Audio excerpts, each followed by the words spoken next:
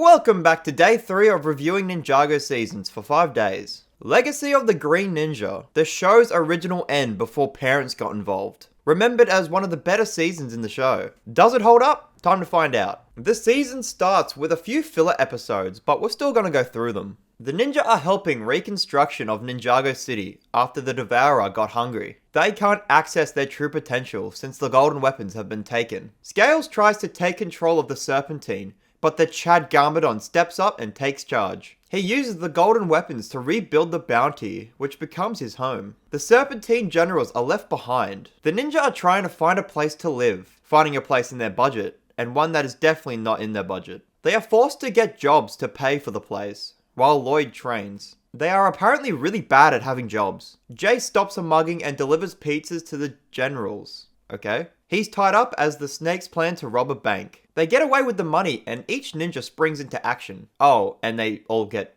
fired. The ninja fight the snakes, but it turns out that the bank robbery was a distraction so Scales can kidnap Lloyd. The ninja stop the train from making Jay a pancake and the snakes escape. They say the lesson of the episode out loud and move into that shitty apartment. Scales is also thrown into the big house. While all this is going on, Garmadon travels to the place where the golden weapons was being made and combines them together into a mega weapon. I won't lie, that episode was quite boring to me. It was just very slow without much really happening. The next episode starts with a backstory for the Destiny's Bounty and Captain Soto, who will be a reoccurring character. It shows the crew looking for a dark island, but they crash. Whoopsies. Lloyd is training with the ninja, but they need to find somewhere else to train him. Garmadon is trying to figure out how the mega weapon works, with the snake generals right there. How did they get there? He tries using the weapon to destroy Ultra Dragon, but it doesn't work out. Garmadon has a tantrum, and he accidentally activates the mega weapon. The weapon is able to create whatever Garmadon wishes for. The ninja find themselves at a dojo ran by...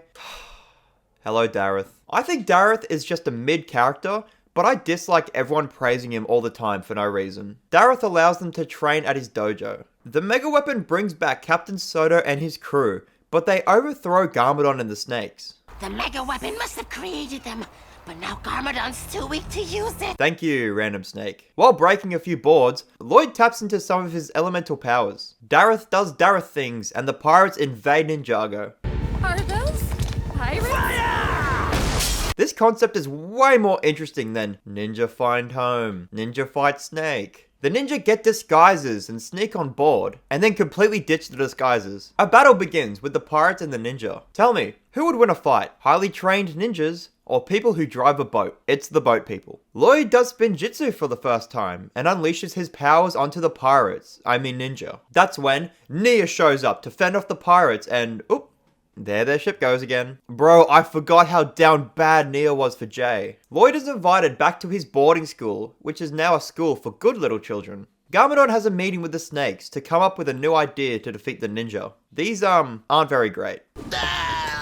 Garmadon decides to create duplicates of the ninja who are evil. I'm loving the mega weapon. It's making really unique concepts for episodes. The ninja arrive, but there seems to be no one around. It turns out to be a trick by the children who have taken control of the school. These highly trained ninja are taken out by children. The students try and gaslight Lloyd into becoming evil again, and while this is going on, the evil ninja do the most evil things, like putting a woman in a tree. They find Wu and he figures out what's going on. The real ninja use Zane as a battering ram, which is great. And uh-oh, here's Evil Jay. Evil Jay, no, you can't do that! The evil ninja arrive at the school, and these highly trained evil ninjas are somehow able to get taken out. Oh, wait, never mind. Lloyd uses his mind powers to free himself? Since when could he do that? The two sets of ninja come face to face. Lloyd is tied up again. Wow, that was pointless. He manages to convince the other students that being evil is boring. So they help Lloyd create a distraction for the ninja. Looking back, this shows Lloyd's capacity for being a leader. Each ninja manages to defeat their evil counterpart, or the ninja defeat them with a distraction from the students. Everyone except Jay, who defeats his all by himself. Truly the best ninja. Ninja Ball Run is one of my favorite episodes in the season. Lloyd has gotten a lot stronger. Look at him go. The training is interrupted by a giant wrecking ball bursting through Dareth's dojo. They realize Garmadon is behind the ball busting, and they hear of a race with a grand prize of $100,000. Oh my god, that money could be used to save the dojo. And this is why I like this episode. It's a really fun concept, and it has a lot of minor characters returning. We've got the mailman, Cole's father, Ed and Edna, the skeletons, friends, Captain Soto, and the students from the last episode, as well as the ninja, obviously. The ninja don't start so great because of some meddling from the boarding school boys. While the race is happening,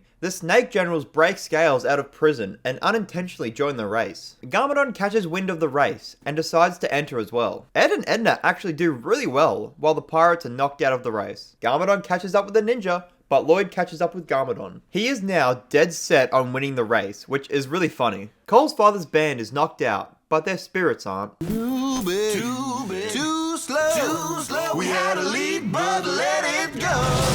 Lloyd and the skeletons are also eliminated. The police, who have been chasing the snakes, are also trying to win the race, and I just love how everyone wants to win this race so badly, even those who you think wouldn't care. Oh, there goes the mailman. The ninja run out of fuel, so the Chad Ed gives them his fuel. They also have to fight some snakes. Oh, big pile up! Everyone crashes, and Jay takes a piece of his parents' car. It's only them and Garmadon left. And just as it seems like the ninja are gonna win, Garmadon uses the mega weapon to create a massive ravine to stop them. Kai pulls the lever that Nia told them about, which turns out to be a jet. How convenient. It's a photo finish with the ninja barely winning thanks to the piece Jay took. Lloyd takes the bounty back as well. Garmadon is a sore loser and Scales picks him up. Lloyd is a little bummed that he doesn't have a normal childhood, instead having to train with all the ninja. What scheme is Garmadon up to now? Recreating an extinct creature called the Grundle. His attempt fails, but the snake generals decide to steal a golden sarcophagus. The ninja find themselves turned into children. They were touching the Grundle bones while Garmadon was turning back the clock, so it affected them. The Grundle bones disappear. I wonder where they went. Oh, found them. They call Lloyd and they meet up. Beat it, Brat. I'm on a mission. They head to a comic book store and ask this fella how one would defeat a Grundle. Light, apparently. So they need these light swords, which Lloyd can get if he wins this contest. Wu and Nia ask Miss Starkey for a special tea which can make things age. Well, Lloyd lost and the Grundle shows up to eat these kids. Being backed into a corner, Wu shows up with the tea, which Lloyd uses to turn the Grundle back to bones, and the ninja into their normal selves. This also causes Lloyd to age up as well. This was a big moment in the show. Child Lloyd is gone, and I will miss him. Sure, he was really bratty at first, but he became really charming in the end. You'd think after this, we would get an episode exploring Lloyd's new maturity, but actually, he's not really in the next episode much. A training session shows Lloyd's new skills when he takes on the ninja with some ease. The ninja catch wind of another Garmadon scheme. Lloyd blasts Garmadon with ice, showing his ability to properly use the elements of creation. Garmadon decides to go back in time to stop the ninja from meeting. The ninja head in after him. I love how they're trying to do a time travel episode. I think it's done well until the end, but we'll get there. Before they went into the portal, Wu told them not to change anything, so the first thing they do is talk to Wu in the past. Our Garmadon is chilling with the skeletons. Wu goes along with the ninja's plan and saves Kai like normal, but as Nia is about to be taken, Garmadon purposefully misses the shot, and the skeletons retreat without Nia. This change does affect the future. Without Nia being kidnapped, Kai doesn't have the motivation to become a ninja. Wu manages to convince him to go, and Garmadon realizes the ninja are in the past with him. Nia is actually more motivated to become a ninja. Sorry Nia, wait 3 more seasons. Kai is lazy, so the ninja have a great plan to kidnap Nia themselves. This is so funny. This episode has a lot of great moments using the time travel aspects. For example, the past versions of Cole, Jay, and Zane fight the future ones, and Kai punches himself in the face. They successfully get away and the timeline is back on track. The ninja drop off Nia to the skeletons like their Uber Eats, and future Garmadon confronts his past self. This interaction fucks with the timeline again. The ninja follow past Kai into the fire temple and watches future Garmadon shows up. The future ninja decide, fuck the future, and directly change the past. They form another plan to use the past golden weapons to destroy the mega weapon, which they succeed in doing, sending them all into space. Now the big question, won't this drastically change the future? Well no, as Kai says, if they destroy the mega weapon, then all this would never have happened, and everything would go back to normal, which it does. So all the events in the episode aren't canon, but in season 3, the golden weapons are shown to be in space from the events of this episode. So is it canon? When they go back to the present, Lloyd has no recollection of the mega weapon at all. So maybe since they destroyed it in the past, it never existed? Honestly, who cares? Tell me your thoughts in the comments. Alright, we're getting into the main plot of the season after 6 episodes. Garmadon remembers that Captain Soto's journal mentioned a dark island, so he sets out with the snakes to find it. Lloyd mentions his mother, who he never really knew. I wonder if this will be important later. The Great Devourer's venom has reportedly seeped into the sewers and has awakened these little stone guys. One escapes and Wu chases it. He curb stomps it and finds Lloyd's mother, Misako. It's important now. Scales pushes Garmadon out of their helicopter, which isn't cool, Scales, you dick. Misako tries to connect with Lloyd next to a big hole. She explains to Lloyd that when he was born, she knew he would become the Green Ninja, somehow. So to prevent him and Garmadon from fighting, she set out for another way to complete the prophecy. We also get a lore dump. Basically, an ancient evil called the Overlord fought the first Spinjitzu Master using his stone army. The first Spinjitzu Master split Ninjago into two halves, with the Overlord being stuck on the Dark Island. Misako recently discovered a giant stone warrior, which had been awoken by the Devourer's venom. Great timing. Jay loses his shit. Wow! Excuse me! Will somebody please tell me what the heck is that? Turns out, an indestructible warrior is really effective. Garmadon washes onto the Dark Island, and he is greeted by an evil-sounding voice. It's the place you were always meant to find. Oh, it's the Overlord. And he's just a pulsating purple ball. Lloyd uses the big hole to remove the warrior, and everyone's good, I guess. Instead of chilling on the Dark Island's beach, Garmadon turns 4 switches and raises the whole island from the ocean. He's quite happy about this. Lloyd once again makes quick work of the other 4 ninja, while Wu acquires some poo in his pants. I'd forgotten how pale Garmadon was before his change to evil was complete. Him and Misako flirt, and an earthquake attacks. It's the snakes, led by Scales, digging a hole. They come across a tomb and open it. Inside they find a whole lot of stone warriors, which come alive and leave the snakes locked in the tomb. They started in a tomb, and finished in a tomb. The stone warriors attack the city, and the ninja, run. Garmadon is led to a big-ass clock, which will count down to the final battle if this helmet is taken. Garmadon gets the new drip, and can now command the stone army. The people of the city head to the top of the news building to evacuate. The ninja buy time for everyone to escape, but Misako drops all of her research, and heads back for it. Wu heads in himself to save her. What a guy. The two escape, again, but are cornered. Misako no Spinjitzu, what? They are picked up by the ninja. Misako speaks of a way for Lloyd to gain the power to defeat the Stone Army, but they need to go to the Dark Island. They leave Dareth to protect Ninjago, which was probably a good idea. Everyone says goodbye to their loved ones, but Zane doesn't have anyone to say goodbye to, other than his Zane fan club. They use the bounty as an actual ship and sail off. Zane's falcon scouts ahead but is struck down. Garmadon has been busy putting the Stone Army to work, harvesting dark matter, while the ninja are being attacked by angry starfish. This leaves them with a massive hole in the bounty, but luckily they land on a small island with a big tower. The resident being Zane's father, Dr. Julian, who was doing very well for a dead man. Jay steals some underwear and Julian reveals how he came back to life. After he turned Zane's memory switch off, he did die, but was brought back to life by Samukai using a special tea. He wanted Julian to build machines for the skeletons, and when Julian refused, they locked him in a tower guarded by a Leviathan. I assume he did build the machines, but was still left in the tower. I think this does ruin the scene from last season with Julian's death, in quotes, but it's okay. I like Dr. J. They all fix the ship and almost get away until the Leviathan grabs them. Zane jumps into the water and uses the starfish to free the Leviathan. It lets them go and swims off.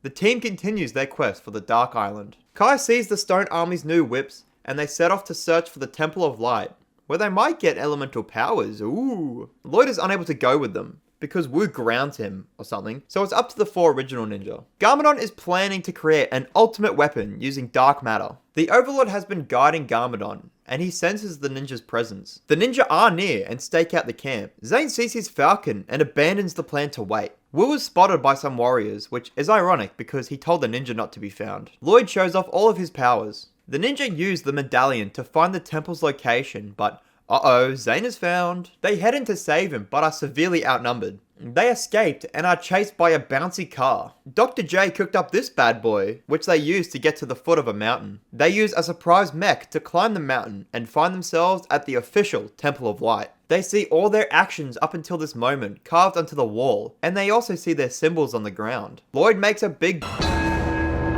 and everyone is gifted fresh drip and blades that can control their elements. Lloyd also gets access to the power of the first Spinjitzu Master. But more importantly, Cole does a Michael Jackson impression.